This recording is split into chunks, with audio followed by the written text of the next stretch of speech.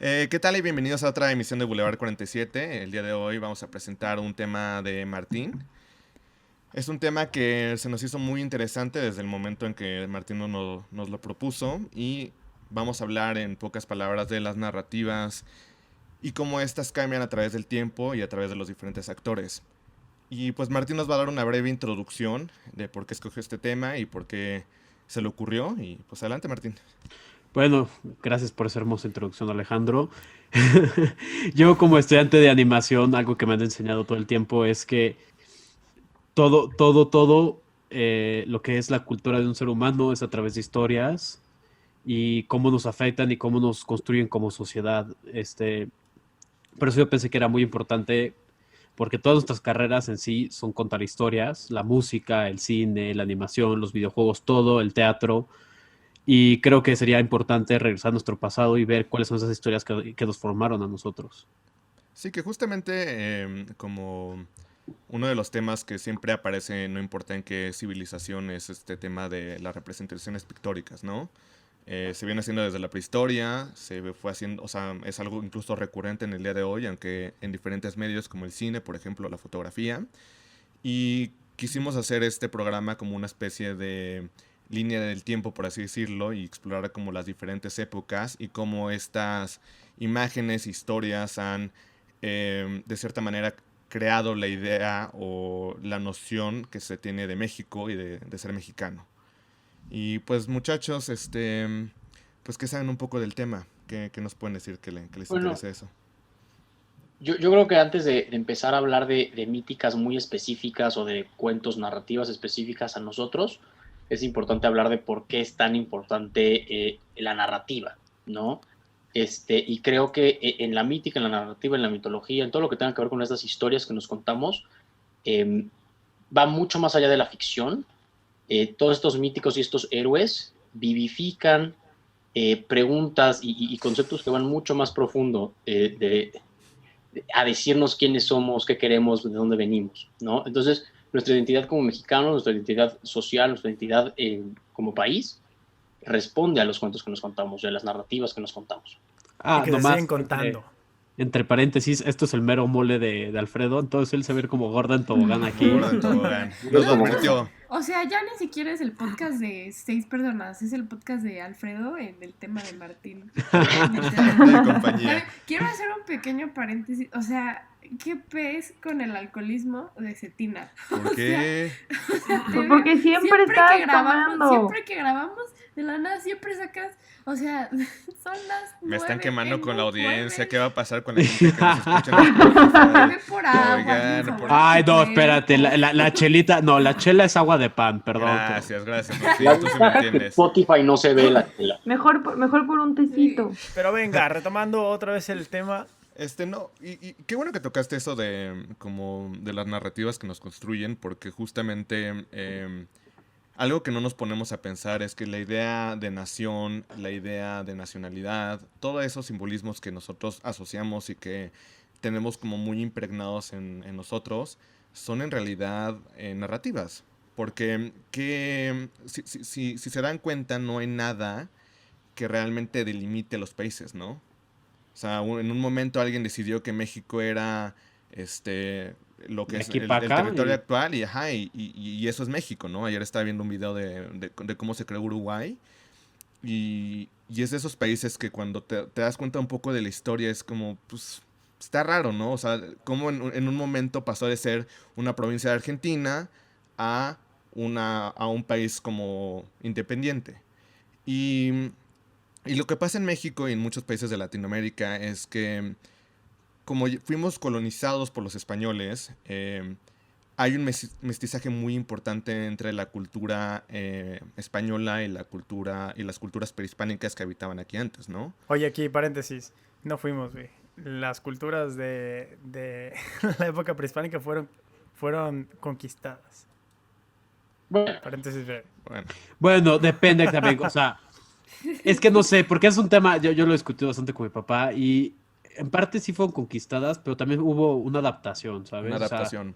hubo mucha gente que venía a peregrinar y a contar, por ejemplo, las historias de Dios y de Cristo, que al fin y al cabo son historias, es una religión, y la gente las adaptó a su propia cultura, no se las impusieron. No, pero creo que a lo que se refería de Neves, que es decir, no fuimos conquistados, fueron conquistados. Y ahí Porque, entra sí. una pregunta que es Ujú. clave. Ok. O sea, nosotros somos los indígenas, Producto. somos los españoles o somos el resultado de los dos. Somos el resultado de los dos. Es padrísimo lo que dices de crear la identidad nacional, porque, por ejemplo, lo que pasó en África es que se dividen fronteras arbitrariamente por intereses de otros países, y entonces esos países, cuando ya son independientes, no tienen una identidad nacional.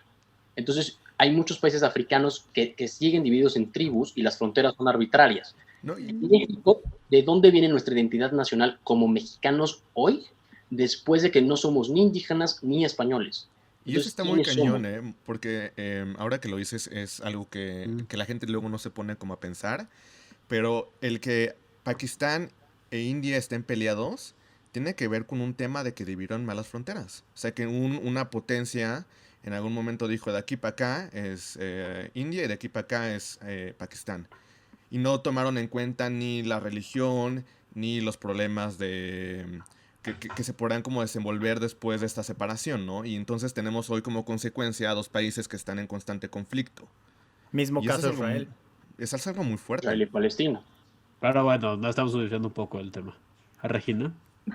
Sí, gracias. Este, a mí, ahorita que estábamos diciendo como del resultado de lo indígena y lo español, a mí la historia con la que siento que es una imagen con la que muchos se identifican, yo me identifico, por ejemplo, no sé, es la idea de la Virgen de Guadalupe, Ujú, que sí. o sea, se adaptó se usó una imagen que tenían ya aquí, que era como nuestra idea de la Virgen y su idea de la Virgen, y como resultado tenemos a la Virgen de Guadalupe, que es una Virgen morena, que tiene símbolos y que tiene mucho significado de lo que somos hoy, que somos una mezcla de los dos. Y justa- Yo creo que no seríamos como somos sin ninguna de las dos partes. O sea, las dos partes son vitales para nuestra identidad. O sea, si no reconocemos nuestra parte indígena, no tenemos nuestra identidad completa. y fíjese de la importancia de las Justo. narrativas, ¿no? Porque México es un país en donde la Virgen de Guadalupe es como la máxima figura y El somos un representante de la país identidad que nacional. en donde hay muchos feminicidios, ¿no? Donde la situación para la Ujú, la mujer madre es de muy México. complicada y es una contradicción tremenda, ¿no? O sea, es una cuestión de narrativas. Por un lado adoramos a esta figura materna y por Y el a la otro lado madrecita se le despreciamos respeta.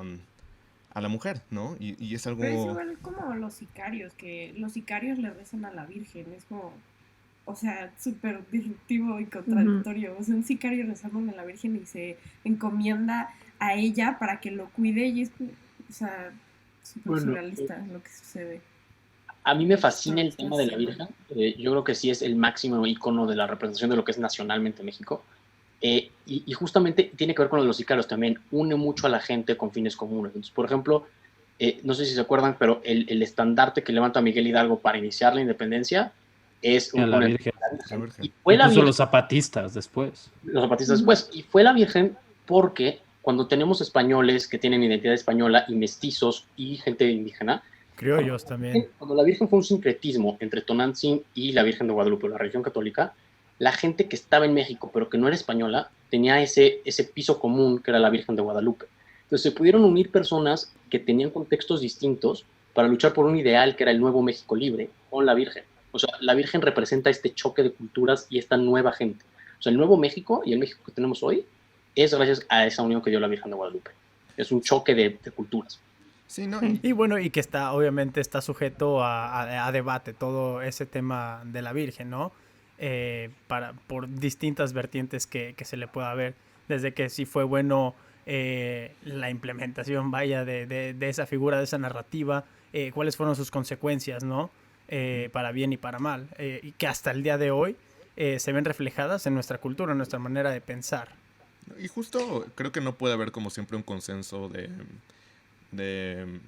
de cuáles son, de si hay narrativas buenas o malas, ¿no? Cada quien construye sus narrativas de manera individual. Hay narrativas que son mucho más grandes, por ejemplo, que puede ser la bandera de México, ¿no? O sea, todos identificamos perfectamente la bandera de México. eh, nos enseñan en las escuelas, ¿no?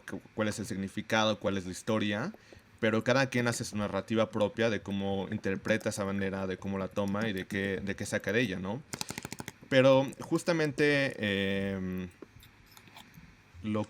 una de las cosas que quería comentar Alfredo antes de la emisión que me está diciendo es un poco del cine y de cómo que cambió la perspectiva de México. Bueno, el cine es fascinante, yo creo, porque hablábamos de las imágenes con las narrativas, ¿no? Y cuando llega el cine y llega la fotografía, se potencializa la imagen, ¿no? Y empezamos a contar narrativas, empezamos a contar las cosas desde un punto de vista que también es subjetivo. Entonces, el cine ha hecho cosas muy buenas y también un poco malas. Yo le hablaba a Alex, por ejemplo, de la idealización de la pobreza que se dio en el cine de oro mexicano, que podemos discutir si es buena o mala, ¿no? Pero había esta idea que, por ejemplo, se repite en Nosotros los Nobles, que de hecho es un remake de una película de Buñuel, en la que se ve como el rico es malo y como el pobre es bueno, para que el rico vuelva a recuperar sus valores familiares y recupere sus valores y vuelva a ser bueno, tiene que pasar por el filtro purificador de la pobreza, ¿no? Y eso se repite muchísimo en el mexicano. Entonces pensamos... Sí, en las series, en las novelas, ¿no? Desde hace muchísimos años. Sí, de hecho no me Sí, había en dado especial cuenta, las pero sí. novelas, ¿no? Siento que es como la receta que siguen. Pero es un poco también lo que les comentaba un día, que tenemos estas narrativas, o sea, dependiendo de dónde estemos parados en México, tenemos narrativas distintas, ¿no? No es lo mismo una persona que venga de un barrio humilde a una persona que vive en Santa Fe. Son narrativas totalmente distintas, sobre todo en México. Porque en México hay una separación enorme económicamente y eso hace que haya distintas realidades. Y también la violencia, por ejemplo, cambia mucho la perspectiva que uno puede tener. No, y por ejemplo, como lo comentábamos también antes de la emisión, en mi caso, ¿no? Las diferentes narrativas que pueden tener ustedes que son del centro del país, ¿no? En este caso del Estado de México y de la Ciudad de México, y yo en mi caso de Colima. Entonces, desde ahí hay una...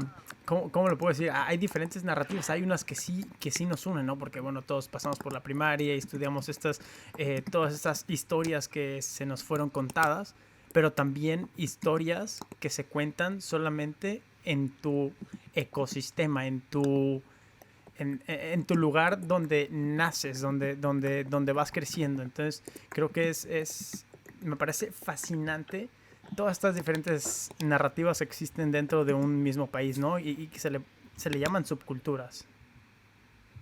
No, y está cañón como hay veces que estas narrativas conviven la una con la otra.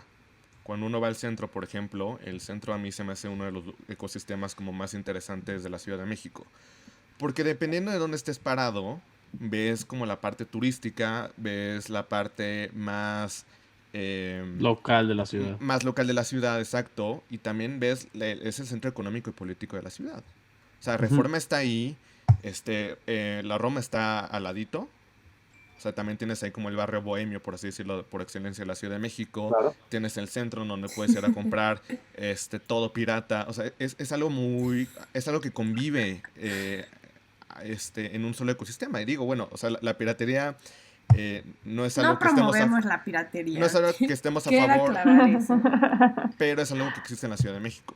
Sí, y eso es lo que distingue como la Ciudad de México, ¿no? Si vas a Colima, por ejemplo, las calles son distintas, la gente es distinta, las narrativas pero también son distintas. Siento que en la ciudad, o sea, rápidamente, como paréntesis, una pequeña anécdota, es que cuando todavía estaba Blockbuster aquí, o sea, antes de que quebrara y quitaran Blockbuster, pues yo estaba muy acostumbrada a ir a Blockbuster de que los fines de semana. Y mi abuelito vive en un pueblo que está a 20 minutos de Valle de Bravo y se llama Temascaltepec, entonces lo vamos a visitar. Y me acuerdo que una vez con mis tías fui de que a su casa y entonces me dijeron como, oye, si quieres vamos a comprar una película. Y yo, sí, ok, para verla al rato, antes de que como estuviera Netflix y todo esto. Y entonces me dicen de que, sí, a Blockbuster. Y yo estaba como sorprendida y dije, ¿a poco hay un Blockbuster aquí? Porque yo sí esperaba ver la tienda de Blockbuster en el pueblo de mi abuelito. Y entonces me dijeron, sí, y así me empezaron a decir, y me llevaron y literal un puesto de un señor que vendía películas piratas y me dijeron, sí, es nuestro blockbuster, y yo, ¿qué está sucediendo? O sea, entonces de chiquita me compraban películas ahí para verlas en la casa de mi abuelito, y mi abuelito tenía toda la colección de un buen de películas, pero no promovemos la piratería. No se promueve. Cabe aclarar. Eso. Claro. Pero ahorita que estabas hablando, se tiende de la Ciudad de México, no sé si te has dado cuenta la cantidad de murales que tenemos y cómo cuentan las historias de todas las personas que conforman la Ciudad de México, porque los chilangos no son nada más los que vienen a vivir a la ciudad, sino todas las personas de todas las regiones del país que vienen y traen su cultura y traen sus historias aquí, y puedes encontrar gente desde Tlaxiaco, que es donde viene Yaritza Aparicio, hasta gente del norte. Y siento que los murales que hay en la Ciudad de México que cuentan todas esas historias y esa identidad que tenemos como nación. Y qué bueno que tocaste esto, porque justamente siento que el street art se ha vuelto como el nuevo muralismo de México. A mí algo que me encanta cuando tengo la oportunidad de caminar, digo, ahorita es un poco complicado por el tema de la pandemia, pero es ir buscando esas pequeñas como obras de arte que dejan los artistas en los edificios, en paredes de estacionamientos, que, como dice bien Martín, narran o intentan representar la cultura mexicana. Y esto viene también de que somos un país que tiene una tradición en eso, ¿no? O sea, tal vez la gente no dibuje paralelismos con el muralismo de Diego Rivera, por ejemplo, pero sí tienen bases comunes, que es representar el México.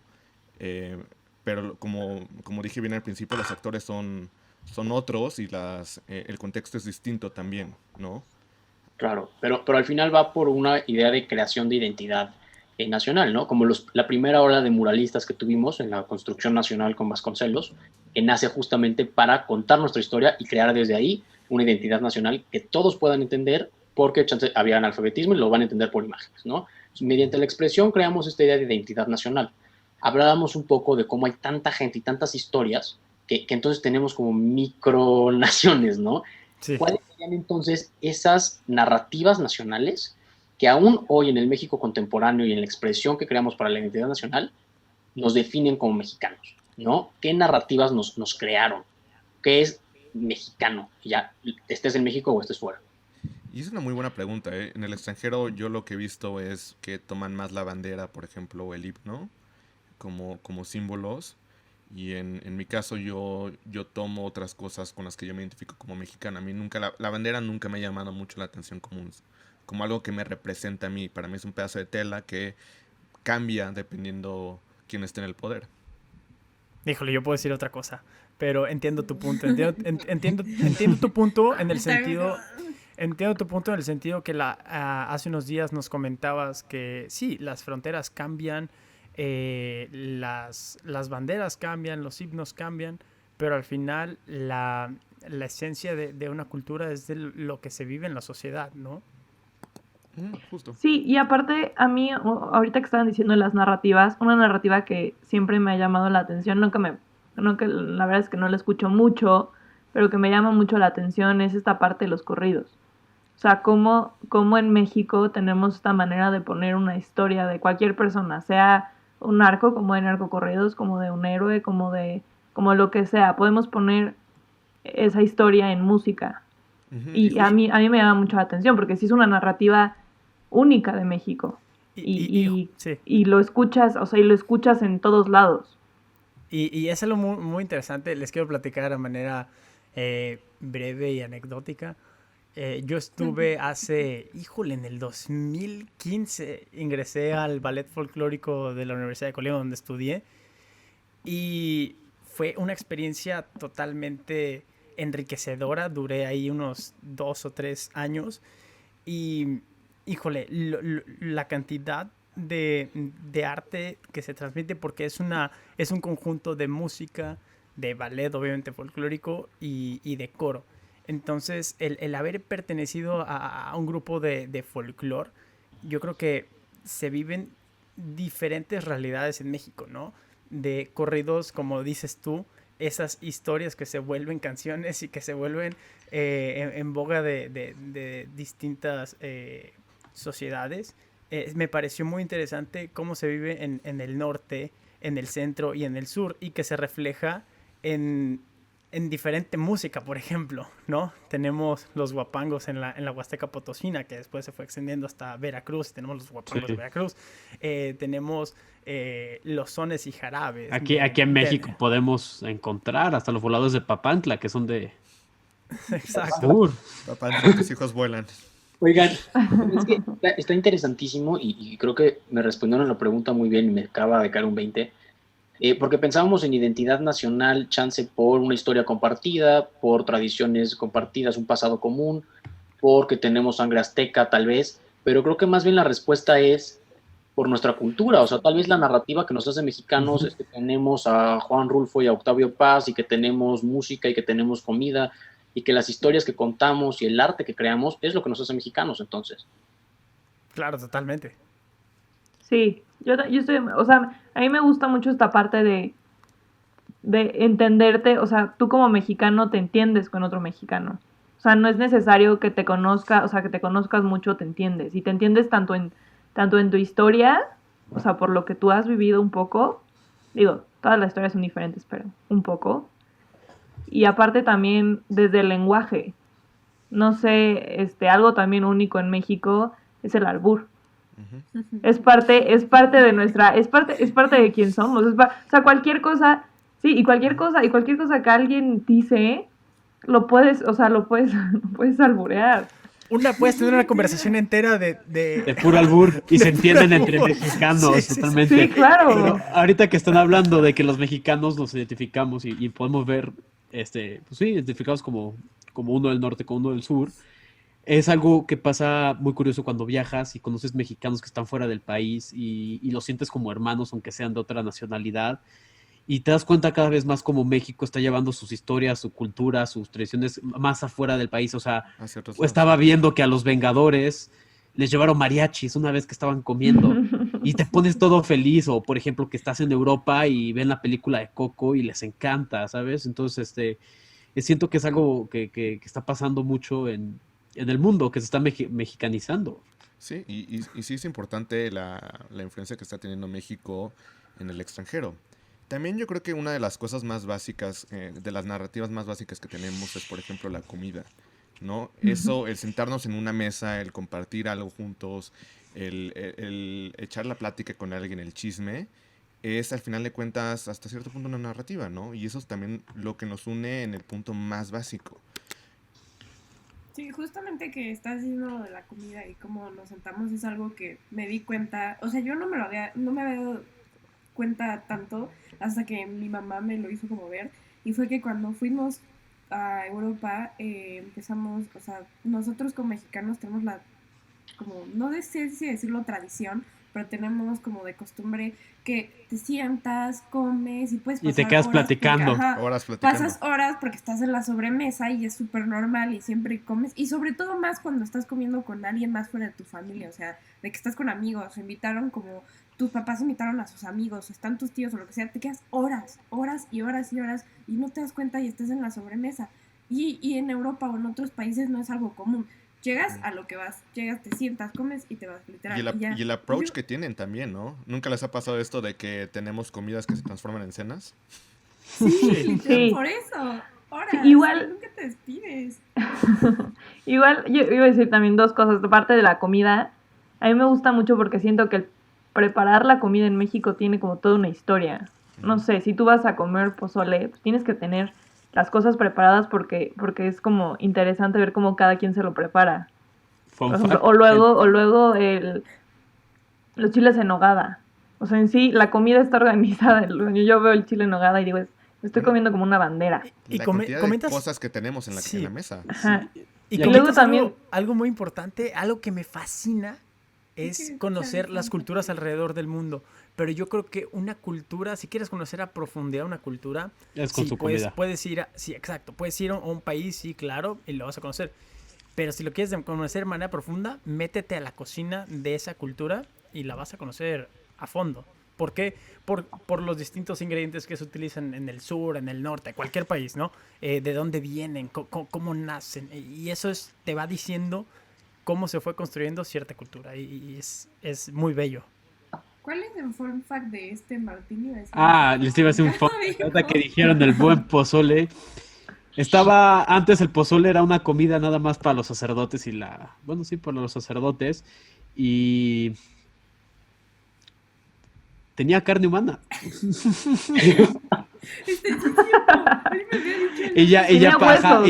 ella para las clases más bajas era carne de cholescuincle. O sea, el perro no era, no era una mascota, era un alimento, tristemente. China. Pero para que vean como un platillo de un ritual ceremonial que era de sacrificio pasó a ser de fiestas patrias. ¡Hey! Una pausa rápida.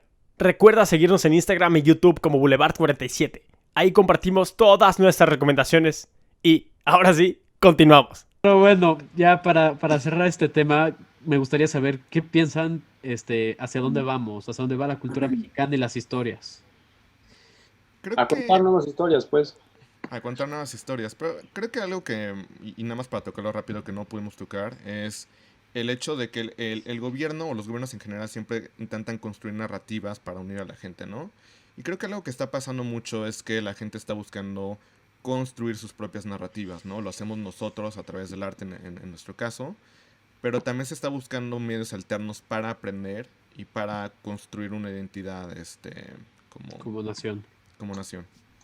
Yo creo que tal vez no necesariamente nuevas historias, que lo había comentado de hecho en el primer episodio, si mal no recuerdo, sobre toda esta parte de que ya todas las historias se han escrito y contado y bla, bla, pero diferentes perspectivas más que nada, diferentes puntos de vista, para eso se va el cine y todas las narrativas. Claro. Pues, De acuerdo. no sé si alguien más quiera decir igual- algo por el día de hoy. No, sí. igual yo iba a decir que, o sea, parte importante como a considerar es saber que todo lo que vivimos, tanto individualmente como país, como sociedad, nos va formando y nos va a formar las historias que estamos haciendo, que vamos a hacer. Y no sé, siento que el momento en el que estamos viviendo, o sea, esta parte de la pandemia de no salir o inseguridad, todas estas noticias, yo creo que nos van formando y en un futuro lo que ahorita muchas veces podemos llegar a ignorar va a tener un peso muy grande en un futuro. Entonces, es lo que Sí, yo creo que para allá va. Y justo, y algo también con lo que me gustaría cerrar este tema es, yo creo, ser muy críticos con las historias, con las narrativas que se nos han dicho, cuáles siguen funcionando y cuáles no. No, ser críticos y ser muy honestos. ¿Sabes? Que esta narrativa, en serio, tal vez se contó hace 50 años, hace 100 años, pero para el México de hoy o para el mundo de hoy globalizado, ya no funciona. Y hay que ser honestos y decir, esta no funciona, pero esta sí, o la creación de estas nuevas ideas, de estas nuevas narrativas, son las que van a funcionar. Ser autocríticos, sí, no, totalmente de acuerdo. Y bueno, queremos también saber sus opiniones, qué piensan ustedes, si están de acuerdo, si no están de acuerdo. Aquí abajo en los comentarios. Las injerencias, quejas. Oye, Cetina, no los veo, güey. ¿En qué parte? Aquí abajo. Yo me confundí, yo dije, ¿qué estás viendo? Si es la primera vez que nos escuchan, vayan a ver la primera temporada. Ya se los recordamos en el primer episodio. Vayan a ver la primera temporada para que entiendan este chiste que seguramente a lo que veo se va a estar repitiendo en todas las emisiones. Pero muchísimas gracias por escucharnos y nos vemos en la siguiente emisión.